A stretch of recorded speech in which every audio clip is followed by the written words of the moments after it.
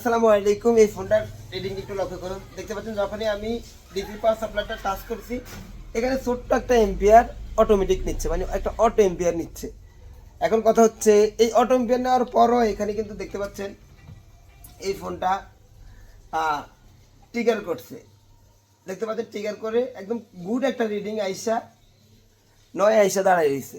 তো এখন এই দাঁড়ায় থাকা রিডিং আমি আবারও দেখাই। 9 আইসা দাঁড়ায় রয়েছে। আমি যদি পাওয়াতে ছেড়েও দেই দেখতে পাচ্ছেন 9 আইসা দাঁড়ায় রয়েছে।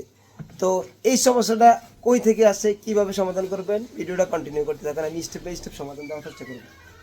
তো সাধারণত এই ধরনের সমস্যা হলে আমরা এই কাজটা করে থাকি। আপনারা আমার স্ক্রিনে একটু লক্ষ্য করুন। আমি প্রথমত এটা চেক করে থাকি, সেটা হচ্ছে যেসব ফোন অটো রিডিং আসে। তো এখানে দেখতে পাচ্ছেন আমি কম পোর্টের মধ্যে এই ফোনটা পোর্ট লাগাবো। তো দেখতে পাচ্ছেন এখানে পোর্টের মধ্যে কোনো প্রকার পোর্ট বানাচ্ছে না। সাধারণত আমরা যেটা জানি যে যেই সমস্ত রিডিং গুলা 5-6 এর পরে 12-13-14-8-7 এগুলা দাঁড়াই থাকে, মানে এম্পিয়ার দাঁড়াই থাকে, কোনো প্রকার রিডিং উঠানামা করে না, এগুলা পোর্ট বানায়। কিন্তু এখানে পোর্ট বানায় না। এই অবস্থায় কি করতে পারি, তার আগে একটু দেখে নেন আইসারদার রিডিংও কোনো প্রকার এম্পিয়ার কনজিউম করছে না। দেখেন যদি পোর্ট বানাতো তাহলে আমরা এক ধরনের চিকিৎসা করতাম, আমরা পাওয়ার সেকশন প্লাস সিপিইউ দুইটাকে বাদ দিয়ে রেখে এর পরবর্তীতে আমরা অন্য কাজ করতাম। যেহেতু পোর্ট বানা নাই তাহলে আমাদের পাওয়ার সেকশন থেকে স্টার্ট করতে হবে। পাওয়ার সেকশন ঠিক আছে কিনা এটা আমি সব থেকে সহজ উপায় যেভাবে চেক করি সেটা হচ্ছে চার্জার কেবল লাগিয়ে প্রথমত চেক করি বিপিএস ভোল্টেজ ঠিক আছে কিনা, এরপরে চেক করি সবগুলো বাক ভোল্টেজ স্টেবল আছে কিনা। দেখতে পাচ্ছেন বিপিএস ভোল্টেজ আমি পাওয়ার পরে প্রতিটা বাক ভোল্টেজও স্টেবল পাচ্ছি। এবার কথা হচ্ছে যে তোমার পাওয়ার সেকশন ভোল্টেজ ঠিক বানাচ্ছে, পরবর্তী গন্তব্য হচ্ছে আমার সিপিইউ।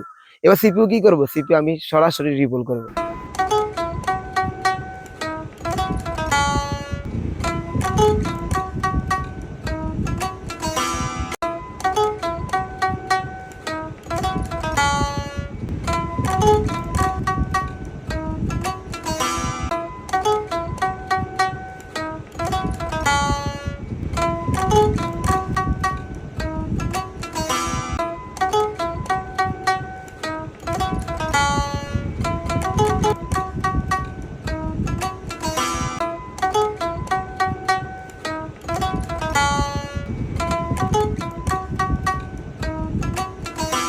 তো ব্যাটারিতে চার্জ না থাকায় আসলে ডিসি পাওয়ার সাপ্লাই দিয়ে চেক করতে হচ্ছে সেটা পাওয়ার আসে কিনা। দেখতে পাচ্ছেন আলহামদুলিল্লাহ সেটা পাওয়ার এসেছে। ব্যাটারি বুস্ট করে নিয়ে আবার চালু করে দেখলাম যে চালু হয়েছে, ইভেন টাচ সব কিছু ঠিক আছে, কাজ করতেছে। তো ভিডিওটি ভালো লাগলে শেয়ার করে দিবেন, আমার পেজটি ফলো করে দিবেন।